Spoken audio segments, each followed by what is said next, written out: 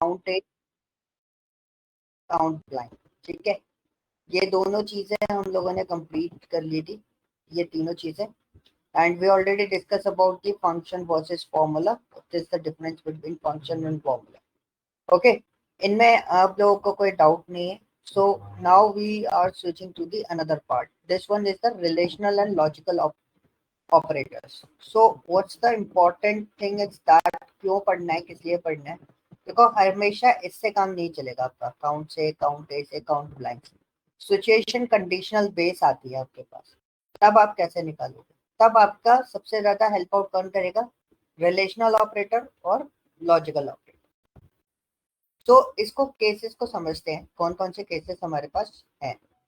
तो हमारे पास relational operator की जब भी बात होती है तो we have total 6 relational operator, ठीक है। So relational operator is what, when we want to compare two different things और आइडेंटिफाई द पर्टिकुलर थिंग्स। अगर आपको दो चीजें कंपेयर करनी है and you need to decide a decision, कोई डिसीजन आपको लेना है, वो सारी चीजें किसके थ्रू हो सकती हैं? रिलेशनल ऑपरेटर के थ्रू हो सकती है। ओके, तो रिलेशनल ऑपरेटर टोटल सिंपल सा अपने दिमाग में बिठा लो, ये सिर्फ 6 होते हैं। ये क्यों बिठाने के लिए बोल रहा हूँ, क्यों मैं बोल रहा हूँ, just think about it, it's 6 only just because of that. चाहे वो पावर बीआई हो, पाइथन लैंग्वेज हो, आर लैंग्वेज हो, चाहे वो कोई सा भी एरिया हो, ये 6 से अबव नहीं होते किसी में भी। और रियल टाइम मैथमेटिकली भी ये 6 ही होते हैं, 6 से ज्यादा नहीं होते। ओके, तो रिलेशनल ऑपरेटर में सबसे पहला क्वेश्चन आता है इक्वल टू का। इक्वल टू का मतलब क्या होता है, मैं आपको फॉर्मूला फिटअप करके भी बता दूं। When we compare two different numbers, एक मेरा नंबर 3 है, एक मेरा 4 है, तो 3 equal to 4, this condition is false और true? This condition is what? False, क्योंकि ये दोनों एक दूसरे के इक्वल नहीं है। तो अब देखेंगे हम इस वाली सिचुएशन में दोनों एक दूसरे के इक्वल है, तो ये क्या दे रहा है? ट्रू दे रहा है। So same with the greater than, this sign is the greater than, जो लेफ्ट साइड को ओपन रहता है जिसका फेस एंगल ब्रैकेट, तो उसको हम लोग क्या बोलते हैं? ग्रेटर देन बोलते हैं। So first value is greater, second value is smaller, then it's true. If first value is greater, sorry, first value is smaller than second value, ठीक है, 3 is less than 4, this one is wrong, ठीक है। हमने लिखा है 3 is greater than 4, तो greater तो है नहीं, छोटा है, तो ये क्या देगा? फॉल्स देगा। अब लेस वाले पे आते हैं, लेस वाला जस्ट उसका वाइस वर्सा, छोटा होना चाहिए। Right and left hand side वाली वैल्यूज हमेशा क्या होनी चाहिए? छोटी होनी चाहिए। तो इसमें बड़ी थी, इसमें छोटी है, इसलिए इसको ट्रू दिया। लेस देन इक्वल टू, जब less than equal to use करते हैं तो उसमें 3 आउटपुट आते हैं। 2 केस में ये ट्रू रहेगा, एक केस में ये फॉल्स रहेगा। कौन कौन से केसेस हैं? पहली चीज, वैल्यू अगर 4 से छोटी है, मतलब सेकंड वाली वैल्यू से पहली वाली वैल्यू छोटी है, तो ये ट्रू रहेगा, या उसके बराबर है तो ट्रू रहेगा। अदरवाइज हर केस में वो क्या हो जाएगा? फॉल्स हो जाएगा। Same with greater than equal to, इसमें भी सेम कंडीशन होती है, इसमें भी 2 आउटपुट आपके क्या आते हैं? ट्रू आते हैं, और एक आपका फॉल्स आएगा। This sign is stands for what? Not equal to. ये साइन थोड़ा सा ध्यान रखना, बिकॉज ऑफ दैट ये वाला साइन सिर्फ यहाँ पर काम करता है, ठीक है। अगर आप किसी और टूल पे जाओगे, चाहे पावर बीआई पे जाओ, चाहे पाइथन पे जाओ, किसी में भी जाओ, we use this one, exclamatory sign equal to, ठीक है। और 2021 में एक फायदा आपको रहेगा। क्या फायदा रहेगा? सपोज मैंने लिखा 3 नॉट इक्वल टू 4, क्या लिखा? 3 not equal to 4, so what is the portion is that. अब देखना जरा, ये मेरे को करेक्शन के लिए ऑप्शन दे देगा, ठीक है। अगर मेरा मतलब इससे है तो मैं यस कर दूं, अगर नहीं है तो नो कर दूं। नो करूंगा तो एरर दे रहा है, अब मैंने चलाया, यस करूंगा तो ये मेरा साइन चेंज करके दे देगा। दिस इज द पॉसिबिलिटी, आपके पास डायरेक्ट पॉसिबिलिटी यहाँ पर अवेलेबल हो जाती है। Okay, this is clear? इसमें कोई डाउट है आप लोगों को? No sir. ओके, ठीक है। तो हाँ जी, और किसी को तो डाउट नहीं है? No sir. Okay, great. तो गाइस प्लीज इंटरैक्टिव रहना, ठीक है। सेशन अपन को थोड़ा सा इंटरैक्टिव रखना है, तो रिप्लाई करते रहना मेरे को बीच बीच में, तो हम चीजें देखते रहेंगे। अगर कुछ छोटा मोटा डाउट होता है तो हम उसे क्लियर करते जाएंगे, ठीक है। भले छोटा सा भी डाउट हो प्लीज क्लियर जरूर करना उसको। Okay, so now we have next one is logical operator. इसका यूजेस क्या होता है, जब आपके पास मल्टीपल कंडीशंस होती हैं, ठीक है, मल्टीपल सिचुएशन दे दी मैंने कि इसके बेसिस पे ये वाली कंडीशन अप्लाई करके डेटा फाइंड आउट करना है। सो this is N multiple condition. उन मल्टीपल कंडीशंस को हैंडल करने के लिए हमें किसकी जरूरत पड़ती है, लॉजिकल ऑपरेटर्स की जरूरत पड़ती है। So how can we handle these logical operators, it's very simple. So हमारे पास दो क्या है, दो इनपुट है P और Q। जिन लोगों ने इंजीनियरिंग किया हुआ है या जिन लोगों ने कंप्यूटर साइंस स्टडी करी हुई है उनको ऑलरेडी पता होगा, और जिन लोगों ने फिजिक्स लिया था 11th 12th में, they already know about this what is the logical, ठीक है, लॉजिक गेट्स वगैरह अगर आपने सुने हो, एंड और नॉट, ठीक है। तो यहाँ पे आपके पास दो इनपुट है, कौन से, P और Q। अब पहला इनपुट ट्रू है, दूसरा इनपुट ट्रू है, तो एंड के केस में क्या होगा, तो हमने एंड ऑपरेटर लगाया, पहला इनपुट और दूसरा इनपुट। तो जो ट्रू और फॉल्स लिखा है ना मैंने कैपिटल में, दिस इज एन वैल्यू। इस वैल्यू को हम क्या बोलते हैं, बूलियन वैल्यू बोलते हैं, ठीक है। क्या बोलते हैं, बूलियन वैल्यू बोलते हैं। तो अगर पहली वैल्यू ट्रू है और दूसरी वैल्यू भी ट्रू है तो आउटपुट इज व्हाट, ट्रू। अगर पहली वैल्यू ट्रू है और दूसरी वैल्यू फॉल्स है तो आउटपुट क्या आएगा, फॉल्स। ये मतलब उसी एग्जाम के क्वेश्चन की तरह होता है, जो दो क्वेश्चंस आपको दे दिए एग्जाम में, उन दोनों क्वेश्चन के बीच में क्या लगा दिया, एंड लगा दिया। उसका मतलब क्या होगा कि दोनों क्वेश्चंस अटेम्प्ट करना कंपलसरी है। अगर दोनों में से कोई भी एक क्वेश्चन आपने छोड़ा तो आपको मार्किंग नहीं मिलेगी उस पर्टिकुलर पार्ट की, ठीक है। सो ये कंडीशन किस में होती है, एंड में होती है। तो एंड में कंडीशन कब ट्रू होगी, जब पहली कंडीशन और दूसरी कंडीशन यानी कि पहला इनपुट और दूसरा इनपुट दोनों ट्रू होंगे, तभी एंड की कंडीशन क्या होगी, ट्रू होगी। अदरवाइज हर केस में एंड की कंडीशन क्या होगी, फॉल्स होगी। Is this clear, any doubt and को लेके, कोई डाउट तो नहीं है? No sir. Okay. No, sir.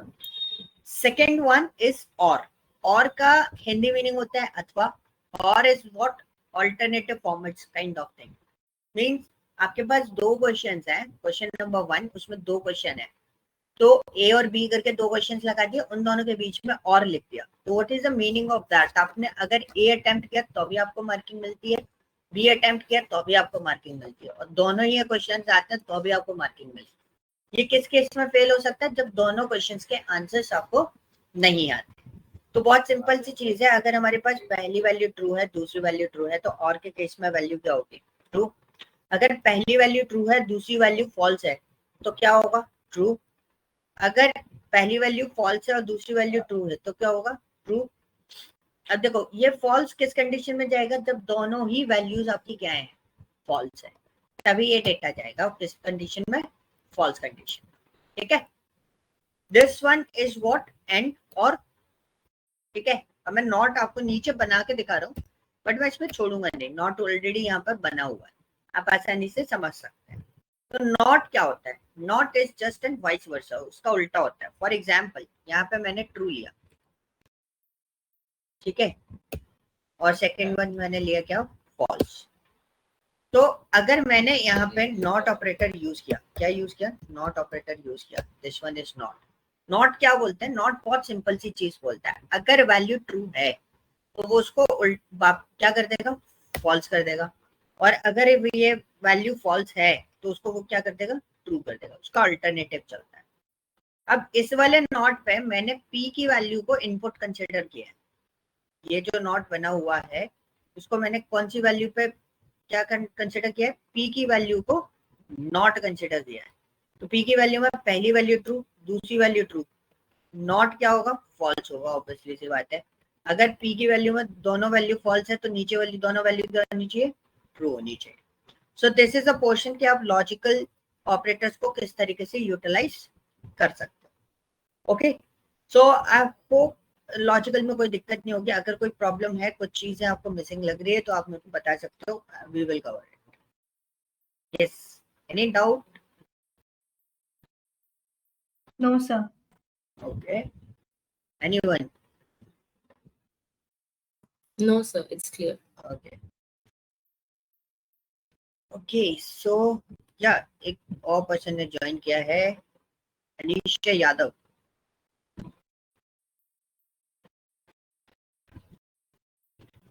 Hello, Anisha है ये, पहले मतलब पुराने वाले बैच में थे हमारे साथ। Okay, and VK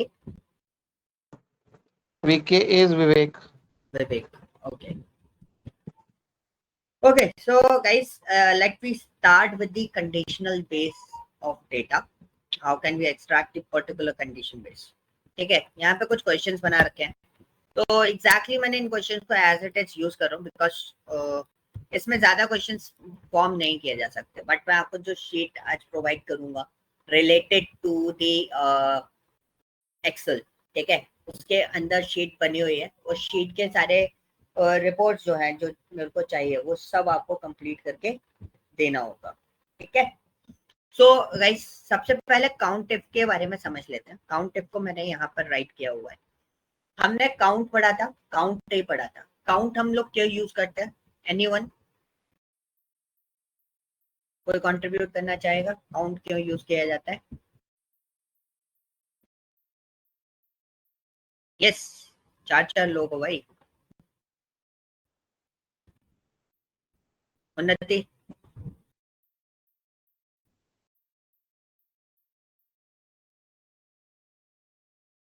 okay, get the total. What kind of total? So मेरे पास एचआर डिपार्टमेंट है, मैं उसका टोटल निकाल सकता हूँ अनिशा?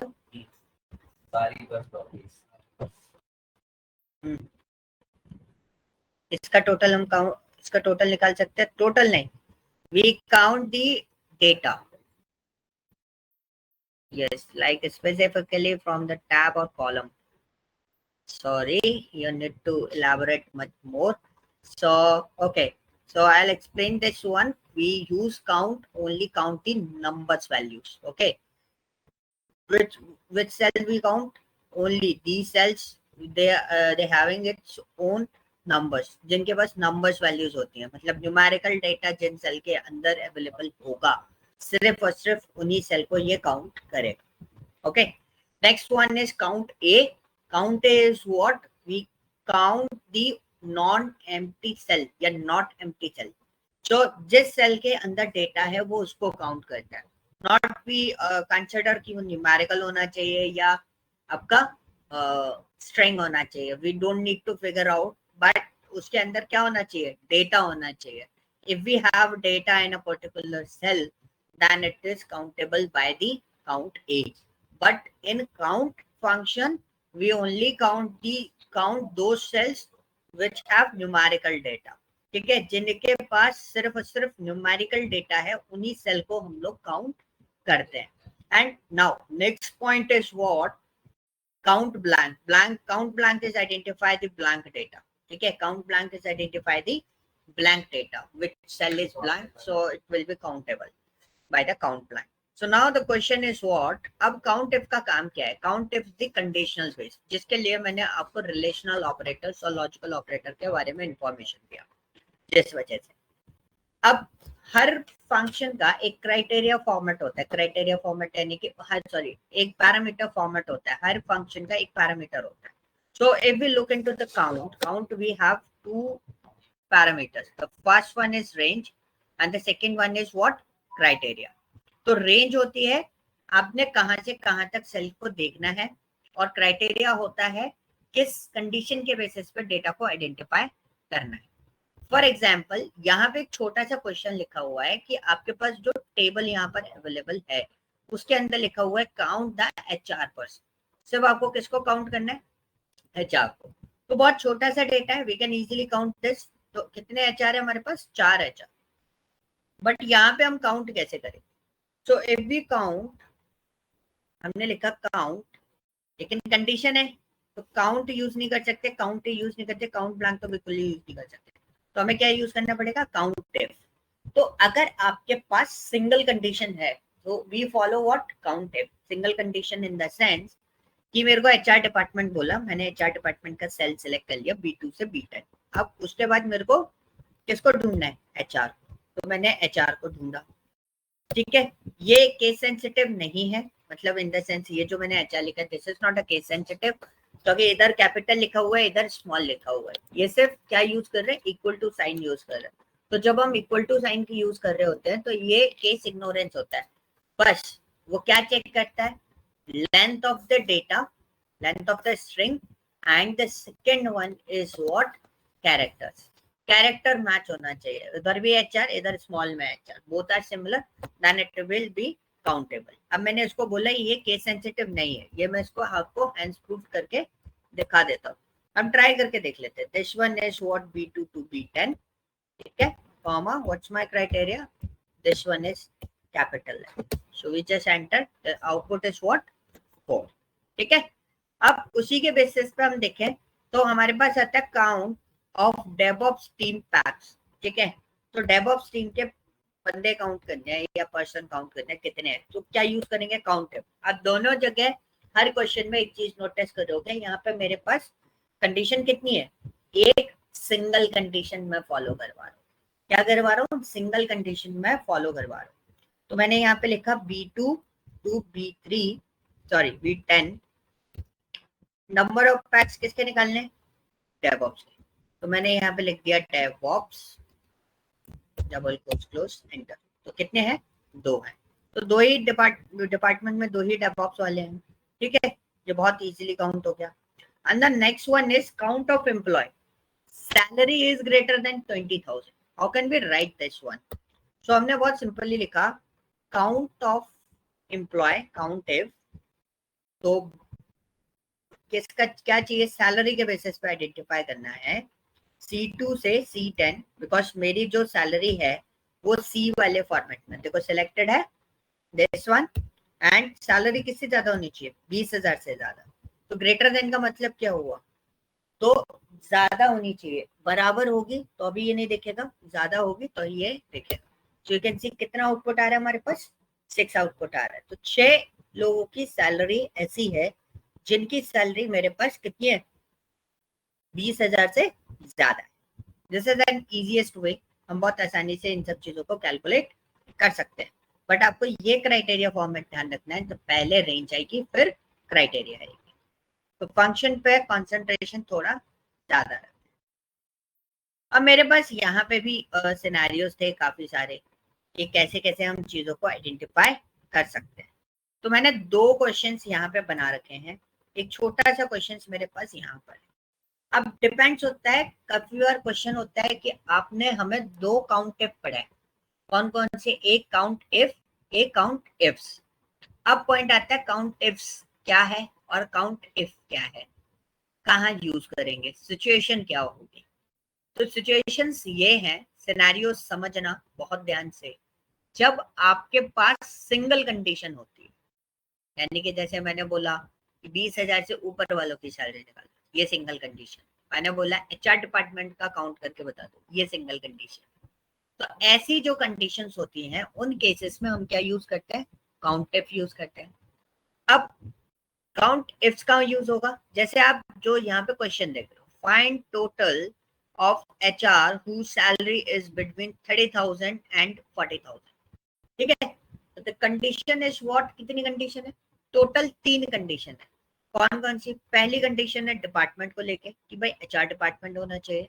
दूसरी कंडीशन है उसकी सैलरी 30,000 से अबव और 40,000 के बिलो होनी चाहिए। सो दिस इज एन बिटवीन वाला कॉन्सेप्ट।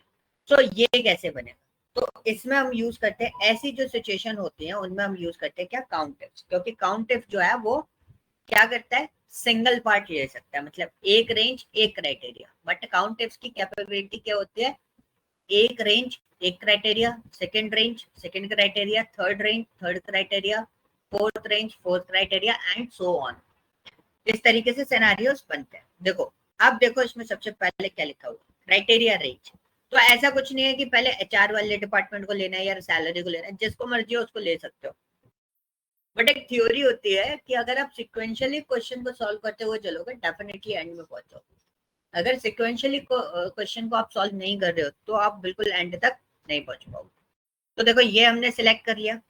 अब उन्होंने क्या बोला, find the total count of HR। तो पहले मैंने HR लिख दिया कि भाई HR को आइडेंटिफाई करना है, बट कौन से, जिनकी सैलरी 30,000 से ज्यादा और 40,000 से बिलो है। तो पहले मैंने दूसरा लिया, देखो क्या लिखा है, क्राइटेरिया रेंज 2। अब क्राइटेरिया रेंज 2 हो गई। अब क्राइटेरिया क्या डालना है, क्या क्राइटेरिया है, salary is greater then what, 30,000।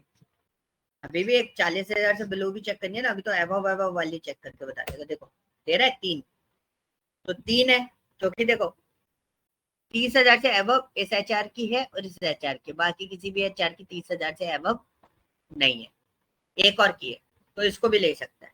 But अब हमने एक और कंडीशन लगाई, क्या लगाई, कि C2 से C10 तक वही डेटा है, ठीक है। अब पॉइंट क्या होता है कि हमें क्राइटेरिया के देना है, हमें क्राइटेरिया देना है कि भाई उसकी सैलरी मेजर करो जिसका डेटा किससे कम हो, 40,000 से बिलो। तो क्राइटेरिया देते समय आप एक चीज नोटिस करोगे, मैं डबल कोट्स के अंदर ले रहा हूँ, तो क्राइटेरिया अक्सर आप डबल कोट्स के अंदर ले सकते हो। मैंने एंटर करा, देखो काउंट दे दिया कितना, 2, तो फिर 2 ही काउंट है, इससे ज्यादा हमारे पास काउंट नहीं। ओके, बहुत इजी सा है, टफ नहीं। सो दिस इज योर असाइनमेंट, कि मैंने बहुत सिंपल सा बोला है, excluded DevOps salary is less than 20,000। मेरे को डेवऑप्स के वो लोगों की सैलरी हटानी है, सॉरी डेवऑप्स की सैलरी हटानी है मुझे इस डेटा में से 15,000 18,000। अगर डेवऑप्स की सैलरी 20,000 से नीचे है तो रिमूव कर दो, बाकी टोटल सैलरी का सम दे दो। Sorry, count of total member, ठीक है, डिपार्टमेंट काउंट कर जाना, ये भी तब भी निकल, दैट्स योर वर्क, आप इसको कैसे प्रोसीड करो। क्लियर हुआ? Yes, any doubt? हाँ जी, यस और नो? हेलो, सर एक बार वो असाइनमेंट वाला दोबारा बोल देंगे क्या? कौन सा वाला? ये असाइनमेंट। वाला, जी जी। ठीक है। तो एक छोटा सा क्वेश्चन है, excluding DevOps salary is less than 20,000। तो मैंने बहुत सिंपल से ये बोला है कि आपको उन डेवऑप्स वालों को हटाना है। मैं सारे डेवऑप्स हटाने की बात नहीं कर रहा हूँ, मैं बोल रहा हूँ उन डेवऑप्स वालों को हटाना है जिनकी सैलरी बिलो 20,000, ठीक है, इस डेटा के अंदर। तो अभी तो 2 लोगों की सैलरी है, दोनों ही डेवऑप्स आप बहुत आसानी से हटा भी सकते हो, बट आपको इस तरीके से फंक्शनलिटी लिखनी है। अगर मैंने इसकी रेंज में कुछ चेंजेस कर दिए, वैल्यू चेंज हो गई, सैलरी इंक्रीज हो गई, तो वो ऑटोमेटिकली हट जाए, बस वही पर्टिकुलर ऑटोमेटिकली हट जाए, बाकी सब एड ऑन रहे, ऑटोमेटिकली एडजस्ट होना चाहिए। ओके, टोटल मेंबर काउंट करने, मतलब डेवऑप्स का हटा के कितने बचे, 9 है टोटल, 9 में से 2 गए तो कितने बचे, 7, ठीक है। 9 माइनस 2 इक्वल टू 7, इसका आउटपुट कितना आएगा, आउटपुट है 7। Is this clear? Yes sir. ठीक है, so this one is assignment, you can go with this, but मैं एक छोटा सा आप लोगों से कंट्रीब्यूशन मांगूंगा, आप मुझे गाइड करना।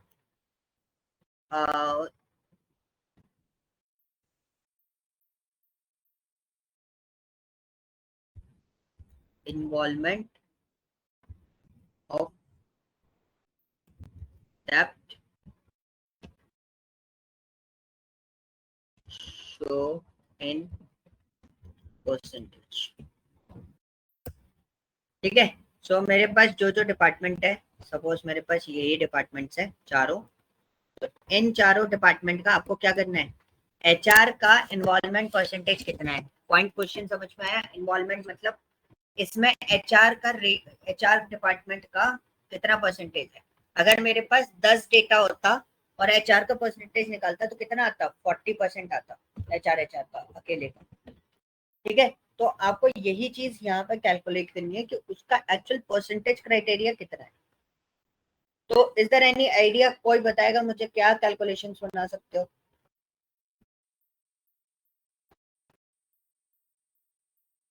यस, सिंपल कैलकुलेशन है, कैसे निकालेंगे?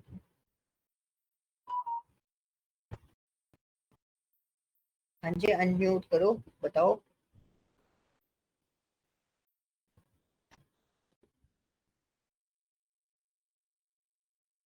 हेलो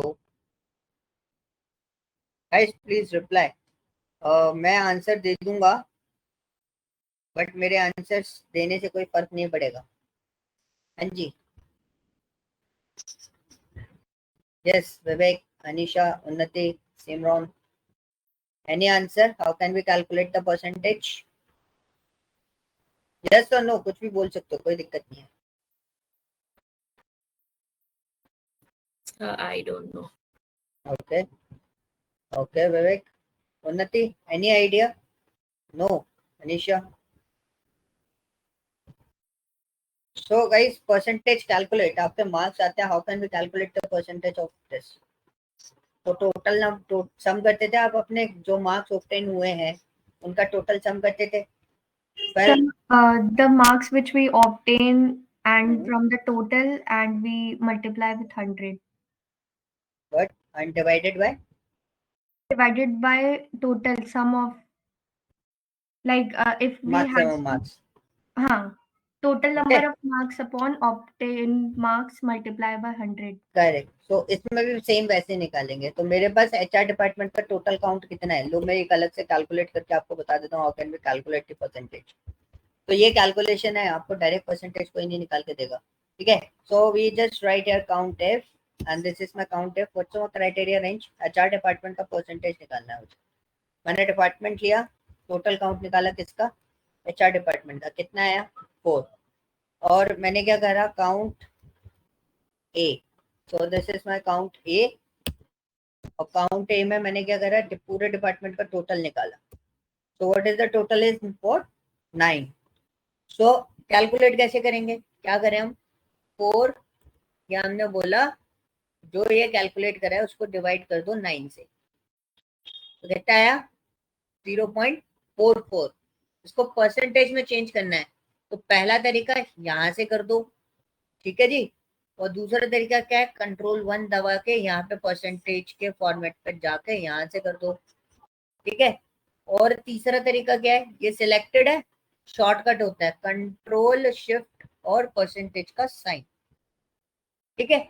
अब यहाँ पे डबल 44 ही आ रहा है, इसमें डेसिमल्स आपको दिखाने हैं, so you can use this one, decimals लगा दो। तो ये हो गया किसका? एचआर डिपार्टमेंट का। सिमिलर आपको टेस्टिंग के लिए निकालना है, डेवऑप्स के लिए निकालना है, एसोसिएट्स, एडब्ल्यूएस, इन चारों डिपार्टमेंट के परसेंटेज आपको निकालने हैं, ठीक है। ये आपका टास्क रहेगा, ये शीट में आपको एज इट इज शेयर करूँ। क्लियर हुआ? Any doubt? No, sir. Okay sir एक बार फिर से रिपीट कर देंगे क्या? हाँ जी, बिल्कुल जी। सो जब आपको कैलकुलेट करना है, यू जस्ट राइट हियर, मेरे को मैं टेस्टिंग का नहीं निकाला, मैं डेवऑप्स का निकाल रहा हूँ, ठीक है। तो मैंने यहाँ पे करा काउंट एफ और मैंने पहले टोटल काउंट निकाला किसका? डेवऑप्स का। तो B2 से B10 इसका फॉर्मूला नहीं मिलेगा, फॉर्मूला होता भी नहीं है, तो हमने यहाँ पे लिखा डेवऑप्स। तो डेवऑप्स का टोटल काउंट निकाला, तो टोटल काउंट कितना आया? 2। अब टोटल नंबर ऑफ काउंट कितना है? तो मैंने यहाँ पे करा काउंट ए B2 कॉलन B10, ये किसी का भी निकाल सकते हो, नॉट कंसर्न। मैंने टोटल ऑब्जर्वेशन निकाली, कितनी है? यहाँ से यहाँ तक कितनी आ रही है? 9 आनी चाहिए, ये 8 दे रहा है, तो मेरे को इसको क्या देना पड़ेगा? 12, ठीक है। तो ये 10 आ गया। अब उसके बाद मुझे क्या करना है? कैलकुलेट करना है। So we just use this one and this 20% is the result. एक और चीज में से गड़बड़ हो गई थी, मैंने यहाँ पर रेंज गलत ले ली थी। मेरे को B2 से स्टार्ट नहीं करना, किससे? B4 से स्टार्ट करना। मैंने डेटा मैं आगे नहीं देखा था, कहाँ तक जा रहा है मेरा? B12 तक जा रहा है। चीजें करेक्ट कर लेना, रेंज गड़बड़ हुई थी, ऊपर लिखा हुआ था काउंट एंड टेस्टिंग डिपार्टमेंट, ठीक है। तो आपके पास डेटा आ गया, कितना आया? 20%। इसमें से पूरे इसमें से सिर्फ 20% डेवऑप्स वाले हैं हमारे पास। सबसे ज्यादा कौन है? एचआर डिपार्टमेंट वाले, 44.44। Is this clear? Any doubt? अभी बताओ। No sir. Okay great. Anyone? किसी और को डाउट है? No, sir. ओके आ गया ना, क्योंकि मैं आगे क्वेश्चन दूंगा, इसी पे क्वेश्चन है नेक्स्ट वाले। जो शीट्स आपको कंप्लीट करके देनी है गाइस, वो इसी के ऊपर है, तो प्लीज चीजों को सोच के आराम से करना। तो आप इन्वॉल्वमेंट शो इन परसेंटेज मैंने यहाँ पे लिख दिया है, you can use this one. ये भी मैं एज इट इज शेयर कर दूंगा आपको, तो मैं इसको सेव कर लेता हूँ पहले।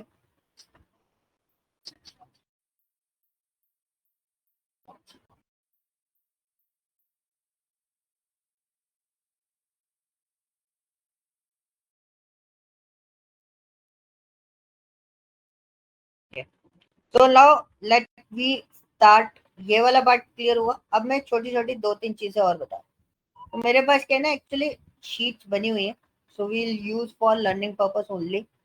बट हम जो काम आपके पास फ्लो ना स्टार्ट होगा, वो काम थोड़ा सा एक्स्ट्रा ऑर्डिनरी फॉर्मेट पे जाए। तो आज इस वाले पार्ट में से मैं आपको सिर्फ 3 चीजें बताऊंगा। कौन कौन सी? एक सम इफ और एक सम इफ्स।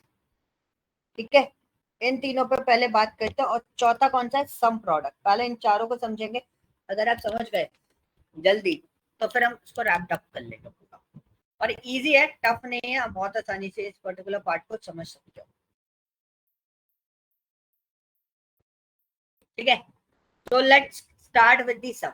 अच्छा, एग्रीगेट फंक्शंस के बारे में आप लोग क्या समझते हो? What is aggregate functions? बताओ। हाँ जी, anyone? Aggregate function is what? अरे एक साथ यूज होना। No, anyone? इजी है।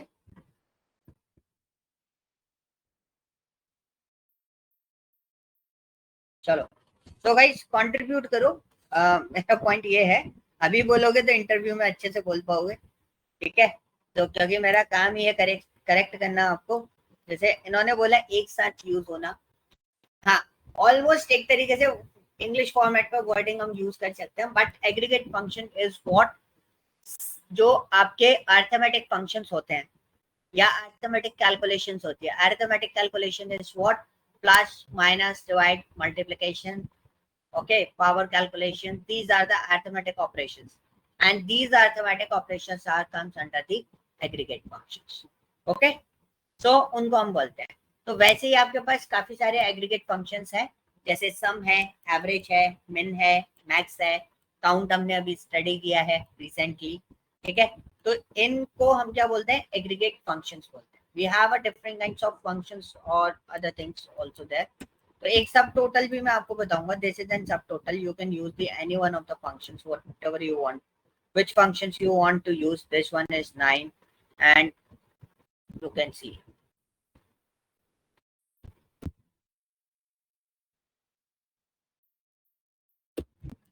ठीक है, सो इनके बारे में भी बताऊंगा, where we use subtotal और कैसे यूज करना है।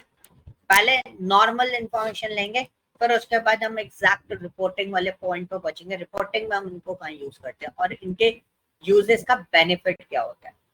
ओके, सो सबसे पहले हम बात करते हैं सम की। सम फंक्शन होता है, इसके अंदर सम क्या करता है? जो उसके सेल के जितने भी न्यूमेरिकल डेटास होते हैं का टोटल सम देता है। फॉर एग्जाम्पल, मुझे सैलरी का सम चाहिए पूरी, तो मैंने उसके अंदर सैलरी पास कर दी। इसमें भी आप देखोगे we have a parameter like this. मैं यहाँ पे लिखता हूँ, हमारे पास 2 टाइप के पैरामीटर होते हैं, number 1 and the second one is number 2। Yes, उन्नति कंट्रीब्यूट करोगे? क्या मतलब है इन दोनों के 2 वैल्यूज का? This one is number 1 and number 2 में क्या डिफरेंसेस है?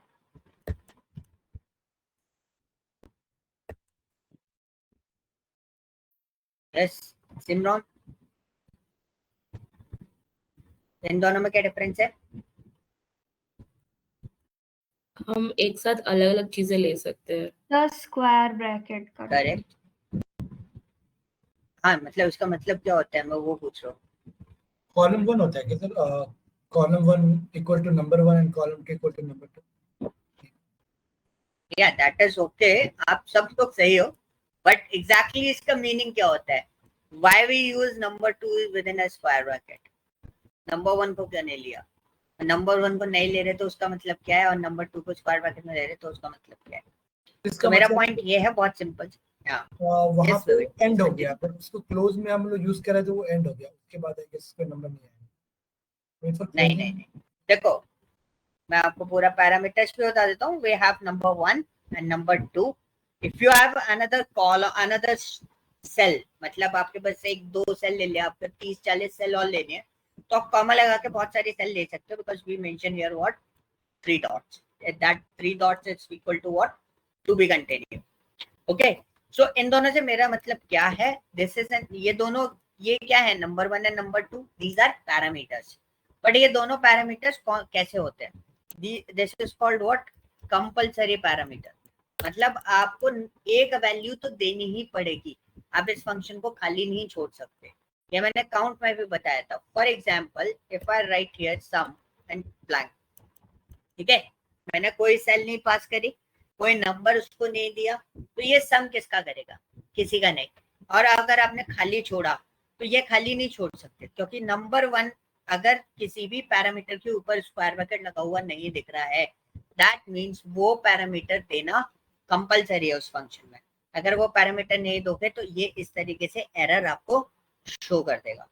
ओके, तो दिस वन इज व्हाट क्या है? वो compulsory parameter.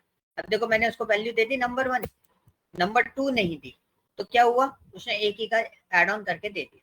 So this one is called what? Compulsory parameter. मैं ये लिखा हुआ छोड़ दूंगा जिससे आपको ध्यान रहे. एंड जिन पैरामीटर के ऊपर स्क्वायर ब्रैकेट होते हैं, these are what? Optional parameter. These are what? Optional parameter. ये वाली वैल्यू आप दो या ना दो, कोई फर्क नहीं पड़ेगा उस फंक्शन में. अभी आपने देखा मैंने सम में यूज किया. सम में क्या यूज किया? C2 दिया, मैंने C3 C4 कोई मतलब इसके अलावा कोई और वैल्यू पास नहीं करी, उससे कोई फर्क नहीं पड़ता है. ठीक है.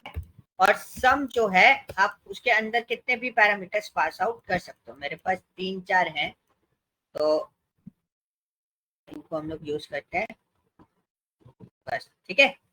तो इनका सम क्या? आप ऑल्टरनेटिव देखते जा रहे हो. यहाँ पर अगर विजिबल नहीं है तो आप अपने उसमें करके देखना. ऐसे आपके पास ऑप्शन आएंगे number 1, number 2, number 3 and number 4. देखो टोटल सम दे दिया. अब मेरे को पूरी सैलरी का सम चाहिए. किसका? ऊपर से लेके नीचे तक हर डिपार्टमेंट की सैलरी कैलकुलेट करके हमें बताओ. तो हम इसमें रेंज भी पास कर सकते हैं. तो हम इसमें क्या कर सकते हैं? रेंज भी पास कर सकते हैं. देखो पूरा आ गया. सारे डिपार्टमेंट्स का टोटल सैलरी सम कितना आया? 2,41,000 rupees. Okay. Yes. Any question? No, sir. Okay. So अब पॉइंट आता है, किसी ने आपको सिचुएशन दे दी कि भाई calculate total sum of salary excluded HR department. मतलब मुझे पूरे कंपनी के एम्प्लॉइज का सैलरी काउंट चाहिए, बट उसमें HR डिपार्टमेंट नहीं होना चाहिए. HR डिपार्टमेंट को छोड़ के हर डिपार्टमेंट की सैलरी का टोटल सम करके दे दो. ओके. तो ऐसे केस में हम क्या यूज करते हैं? ऐसे केस में हम यूज करते हैं क्या? सम. ठीक है. अब सम इफ के पैरामीटर को भी मैं आपको क्लियर कर देता हूँ. What we have in the sum of parameters. So let me remove this one. So sum if bracket. ठीक है. तो first one is range, second one is criteria. Okay. And this one is a square bracket. Within a square bracket, sum range. अब मैं इसका मतलब आपको बता देता हूँ. Range is what? जिस रेंज में आप काम करना चाहते हो. Criteria is what? कंडीशन. ठीक है. And sum range is what? जिस पर्टिकुलर रेंज का आपका सम करना है. And this one is what? Optional parameter. क्या है ये? ऑप्शनल पैरामीटर है. ठीक है. ऊपर से डबल क्लिक कर लेंगे आप जब भी आपको शीट मिलती है. Please maintain this one by using this situation. ठीक है. तो रेंज इज व्हाट? बिटवीन वाला कॉन्सेप्ट. ठीक है. इसको मैं लिख नहीं रहा हूँ. And criteria is what? Condition. अब सपोज मैं यहाँ पर एक छोटा सा सिचुएशंस बना लेता हूँ अपने एंड पर. तो मैंने एक सिचुएशन बनाई, सम ऑफ HR डिपार्टमेंट सैलरी, ठीक है। सबसे ज्यादा सैलरी इसी डिपार्टमेंट की निकलती है ना। तो अब देखो सम में पहला क्या है, रेंज। रेंज किसका देंगे, what's your condition, condition is HR department. तो मैंने क्या करा, एचआर डिपार्टमेंट वाले का रेंज दिया। What's your criteria, second option is what, criteria. What is the criteria, HR. अब सम किसका करना है, सम हमें करना है, किसका सम करना है, सैलरी का। तो what's the situation of this, C2 to C10। तो ये एचआर डिपार्टमेंट की सैलरी का सम करके हमें दे रहा है 1,38,000। Is this clear, okay. Yes. So now अब एक और चीज हम लोग कर रहे हैं, यहाँ पे लिया हमने sum if this is my range. अब मैंने एक कंडीशन रखी, मेरे को उन लोगों का सम चाहिए, सम ऑफ सैलरी लेस देन 20,000। और मैंने इसमें सैलरी पे ही कंडीशन डाल दी। तो जब आप सैलरी पे कंडीशन डालते हो, मतलब अक्सर क्वेश्चन ये पूछ लिया जाता है सम रेंज ऑप्शनल क्यों है इसके अंदर। तो भाई जब आप न्यूमेरिकल डेटा पे ही कंप्लीटली काम कर रहे हो, देखो सम इफ में मैंने रेंज लिया, मैंने किसका रेंज लिया, सैलरी का ही रेंज लिया है। तो this is a numerical data, ठीक है। अब हमने उसमें क्राइटेरिया क्या दे दिया कि भाई उसकी सैलरी किससे कम होनी चाहिए, 20,000। आप इसमें सम रेंज वाली कंडीशन लगा सकते हो, बट इस सिचुएशन में आप डील किससे कर रहे हो, न्यूमेरिकल डेटा से ही डील कर रहे हो, उसकी पे ही कंडीशन लगा रहे हो। तो ऐसी सिचुएशन में आपको सम रेंज लेने की जरूरत नहीं पड़ती। क्लियर हुआ, कोई डाउट? यस। हाँ जी बताओ क्या डाउट है। नहीं ये समझ में आया। अगर स्पेसिफिक अगर डेवऑप्स हाँ। के लिए अगर निकाल रहे होंगे देन फिर यहाँ पे सम रेंज में डेवऑप्स डालना पड़ेगा। करेक्ट, तब नहीं सम रेंज में डेवऑप्स नहीं डाल, सम रेंज में सैलरी डालनी पड़ेगी क्योंकि ये न्यूमेरिकल डेटा है, ठीक है। सम एवरेज एग्रीगेट फंक्शन की जब मैं बात कर रहा हूँ एक्सक्लूडिंग काउंट, तो आपको डील करनी पड़ेगी किससे, only with the numerical data. अगर नंबर्स होंगे तो ही आप उसका सम कर सकते हो, अदरवाइज स्ट्रिंग का सम नहीं होता है। Okay clear. सो इस तरीके से आप अपने माइंडसेट को सेट कर सकते हो कि यार इसका ऐसे होगा, इसका ऐसे होगा। तो दिस इज अ पॉइंट। तो इसको आप देखना कितना आ रहा है इसका, बिलो 20,000 है ना, तो total some is what, 45,000। Okay, so now this is an another format, calculate the total sum of salary excluding HR department। ये आपको करना है, आपको सोचना है। चलो एक मैं बना के बता देता हूँ, एक्सक्लूडिंग वाला मैंने बना के भी नहीं बताया। So I am using here what, sum if. Okay, if में क्राइटेरिया रेंज क्या है, the first one is what, department.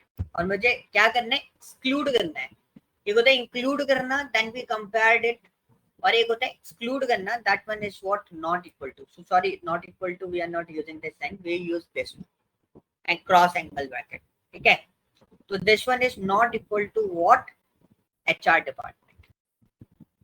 Okay, अब देखो अगर मैंने इसको ऐसे करा, एक और सिनेरियो समझो, सम रेंज नहीं दिया, हमें पता है वो ऑप्शनल है, तो सम रेंज नहीं दिया तो क्या आउटपुट देगा, जीरो आउटपुट देगा, क्योंकि उसको पता ही नहीं है ना सम किसका करना है।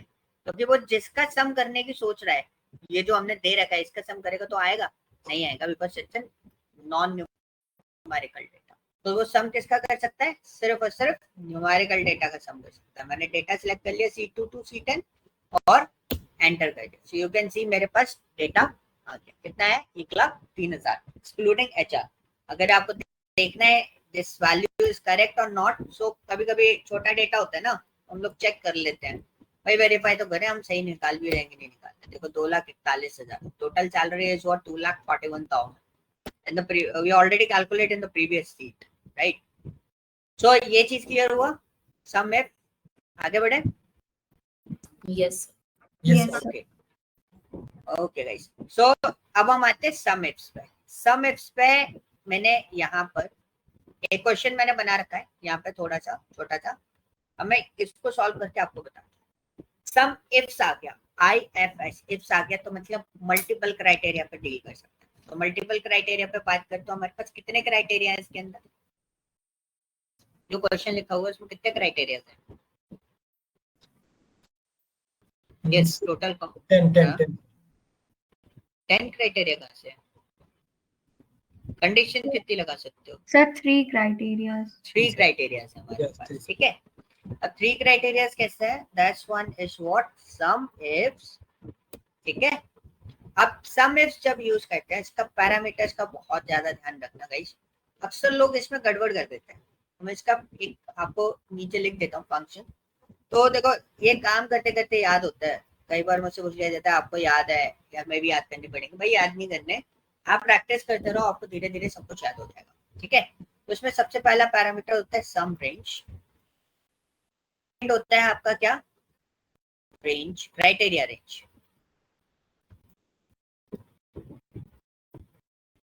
फिर आपका आता है क्या? क्राइटेरिया, ठीक है, एंड सो ऑन, ठीक है। This is a form. अब आप देखो, सम इफ जब मैं यूज कर रहा था तो सम रेंज मेरा क्या था? ऑप्शनल था। और कहाँ लिखते थे वो पैरामीटर? सबसे आखिर में। अब हम सम इफ यूज कर रहे हैं, तो सबसे पहला पैरामीटर कौन है? सम रेंज। फिर उसके बाद पैरामीटर कौन सा है? क्राइटेरिया रेंज, एंड फिर क्राइटेरिया। तो इसमें सबसे पहले, इसमें सम इफ्स में सबसे पहले आपको क्या डिसाइड करना पड़ता है? सम रेंज डिसाइड करनी है। किसकी सम करनी है? ऑब्वियसली बात है, किसका सम करना है? सैलरी का। So what's your first criteria range? पहली क्राइटेरिया रेंज क्या है? तो मैंने पहला डिपार्टमेंट एरिया सिलेक्ट करा। तो आप सिक्वेंशियली भी ले सकते हो इसको। अगर शफल भी करते हो ना डेटा, पहले मैं सैलरी का क्राइटेरिया के बेसिस पर निकाल लूं, डिपार्टमेंट को लास्ट लिख दूं, चलेगा, कोई दिक्कत नहीं होती, ठीक है। मैंने यहाँ पे लिखा HR। अब दूसरा क्राइटेरिया क्या? Above 30,000, so we need to use this one. Again salary, salary criteria कितना दिया है? 30,000 से ज्यादा, ठीक है, comma, again we need to calculate the salary. So अब हमें बोला below 40,000, so double quotes below 40,000, ठीक है, एंटर। सो कितना आया टोटल? 68,000। तो अगर मैं पॉसिबिलिटी देखूं तो यहाँ पे HR डिपार्टमेंट में 34,000 कितने हैं? 2 ही है। तो what will be the output of this? कितना आएगा? 68,000 आएगा ओनली। ओके, क्लियर हुआ? कोई doubt? No, sir. No, sir. ठीक है। तो गाइस यहाँ पे एक क्वेश्चन बना है बहुत सिंपल सा। This is my total salary, ठीक है। ये मैंने ऊपर सॉल्यूशन बना रखा है ताकि आप कैलकुलेट करके देख सको। तो ये मेरी टोटल सैलरी है, ये मेरे HR और डेवऑप्स के मिल सैलरी है अलग अलग। तो क्वेश्चन क्या है? एक्सक्लूडेड HR एंड डेवऑप्स, मतलब HR और डेवऑप्स को छोड़ के कितना टोटल सैलरी आपके पास बचेगा? तो हम क्या करेंगे? So we just write here this one minus bracket this one plus this one, ठीक है। एक्सक्लूडेड बोला है ना, तो HR और डेवऑप्स को मैंने दोनों का सम किया और उसको किस में से माइनस कर दिया? टोटल सैलरी में से माइनस कर दिया। मैं रिजल्ट देखूंगा, रिजल्ट याद है कितना आ रहा है? 70,000। ओके, पॉइंट समझ में आया? अब इसमें पॉइंट क्या है कि यहाँ पर आपको सम इफ्स का यूज करके यही बात कंप्लीट करनी है, ठीक है। सम इफ्स फंक्शन का यूज करके आपको यही रिजल्ट आइडेंटिफाई करना है। सो दिस इज अ पॉइंट कि हम किस तरीके से इसको कैलकुलेट करते हैं। क्लियर हुआ? एक और चीज, चलो इसको मैं चलो सम प्रोडक्ट सम वाला पोर्शन ही खत्म कर लेते, सम प्रोडक्ट ऑफ द, ठीक है जी। अब देखो सम प्रोडक्ट काम क्या करता है। सम प्रोडक्ट का काम क्या है?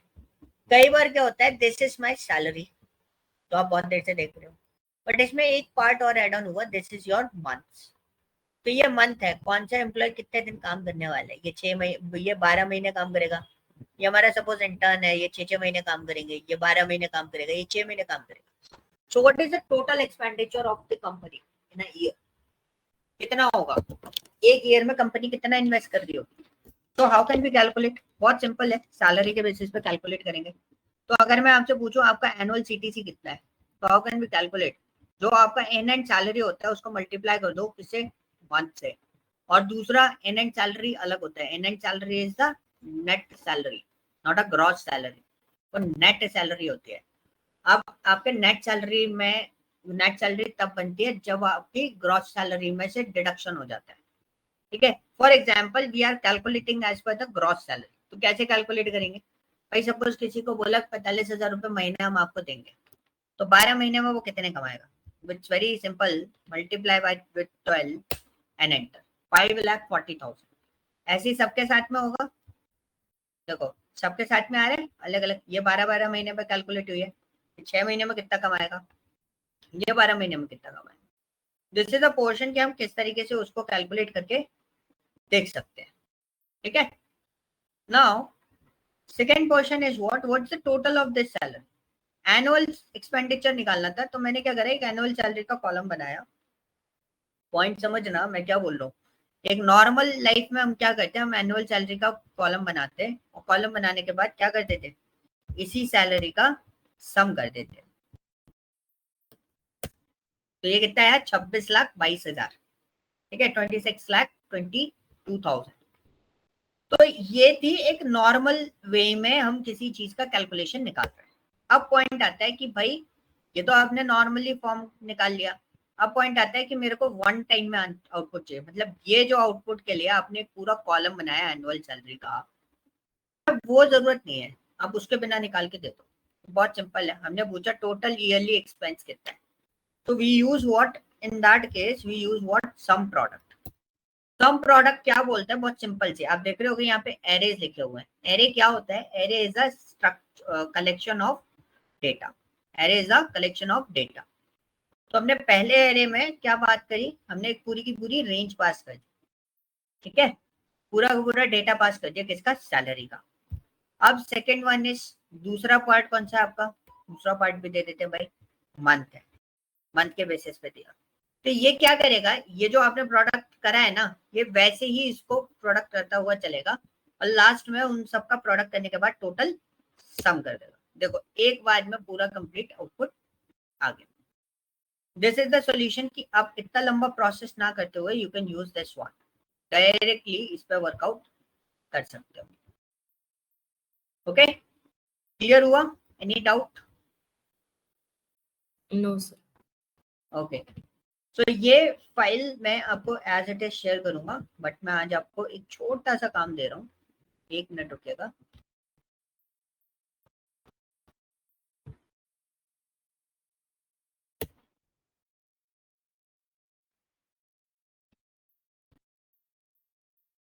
मैं आपको काम समझा देता हूँ आज, और यही फाइल मैं आपको शेयर करने वाला हूँ। सो दिस इज योर टास्क। ये हमारे पास शीट है, ठीक है, ऑनलाइन मिल जाएगी, बहुत सारे ट्यूटोरियल्स मिल जाएंगे, यूट्यूब पे भी ये शीट मिल जाती है, कहीं भी मिल जाएगी आपको। आपको इस शीट के लिए इतना टेंशन लेने की जरूरत नहीं है, ठीक है। हाँ, जो उसमें कर रखा है वो नहीं मिलता कभी कभी। तो भाई आपको एक शीट, ये वाली शीट आपको अवेलेबल मिलेगी। This is N order sheet, और ऑर्डर शीट में यहाँ पर काफी सारे ऑर्डर्स अवेलेबल, ऑर्डर्स लगे हुए हैं। ऑर्डर डेटा शिप मोड है, ठीक है। अलग अलग पोर्शन आपको यहाँ पर अवेलेबल मिलेंगे, बहुत अलग अलग चीजें हैं, अलग सेल्स है, क्वांटिटी है, डिस्काउंट है, काफी सारी चीजें यहाँ पर अवेलेबल है। तो पोर्शन इज व्हाट कि यहाँ पर एक और शीट मैंने यहाँ पर दी रखी, तो आपको है ना इसमें कुछ पार्ट लिखे हुए, टोटल नंबर ऑफ रोज, कितना डेटा है रो वाइज, वो आपको निकालना है।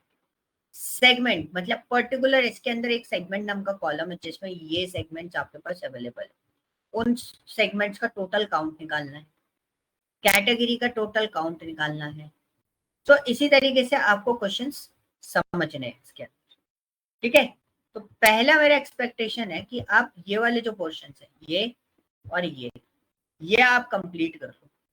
जो आगे कंप्लीट करेगा that is the benefits for him और हर, कि उसको काफी कुछ चीजें और समझ में आ जाएंगी अगर आगे का पोर्शन को फॉलो अप करते हो तो ये क्रिटिकलिटी थोड़ी थोड़ी हम बढ़ाते जाएंगे, ठीक है। अब जैसे मेरे को टोटल सेल चाहिए, ठीक है, तो नीचे हमने बॉक्सेस बना रखे हैं, इधर ये हमने सेल में नीचे ऑप्शंस बना रखे हैं। तो यहाँ पे आप टोटल सेल, एवरेज वगैरह जो भी जो चीजें आपने जैसे टोटल सेल, टोटल प्रॉफिट, ये सब टोटल करना, सम करना, तो मैंने आपको बताया ही है। तो उनके बेसिस पे आप इन सबको फॉलो अप करो, ठीक है।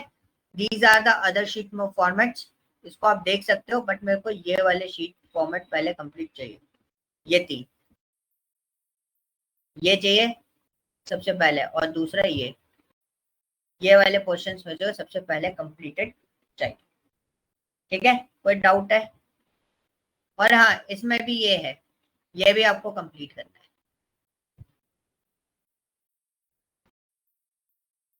ठीक है, ये भी आपको कंप्लीट करना है। तो ये शीट मैं आपको प्रोवाइड कर रहा हूँ, मैं इसमें से कुछ चीजें हटा देता हूँ जो मेरे को नहीं चाहिए, क्योंकि हमने अपने काम के लिए बना रखी थी। तो ये शीट हो गई अपडेट, और यही शीट आपको व्हाट्सएप पे अवेलेबल मिल जाएगी।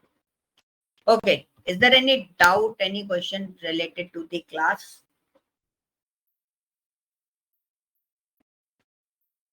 No, Guys, sir.